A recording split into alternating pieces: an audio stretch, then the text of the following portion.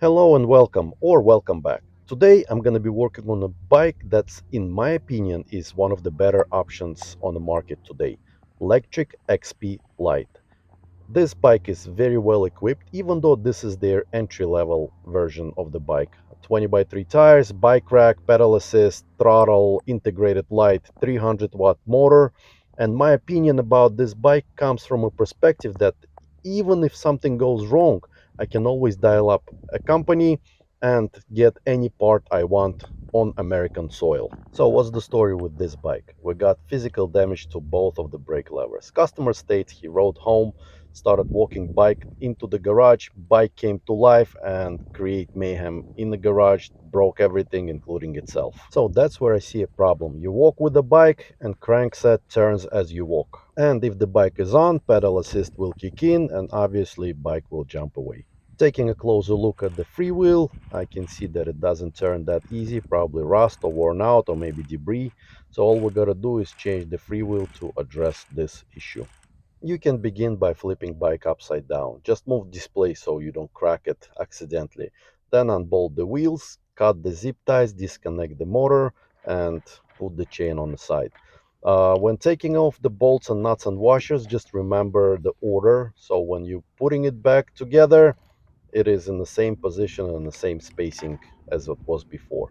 I sprayed some WD-40 just to let it soak a little bit, and then I'm using this tool to remove the freewheel, but you more than welcome to use the screwdriver and the hammer. Just tap it counterclockwise if you don't have the tool. And then you can put the new freewheel back.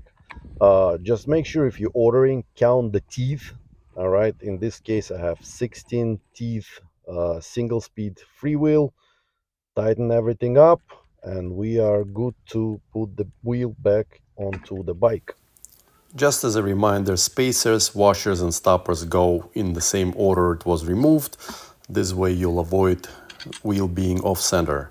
Next, I'm going to clean the chain as a courtesy to a customer, and the way I do it, spray a little bit of oil on a rag and grab the chain with that rag and pedal for a couple of minutes. I usually advise people not to overspray because all the debris and dirt will stick to it if there is too much grease on the chain.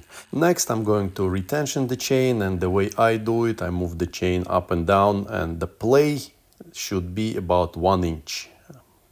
Lectric has tensioning bolts on both sides of the wheel, so just keep the wheel centered and rotate the bolts to your desired tension. Let's jump into changing brake levers. I ordered me like and kind budget version of the Lectric ones.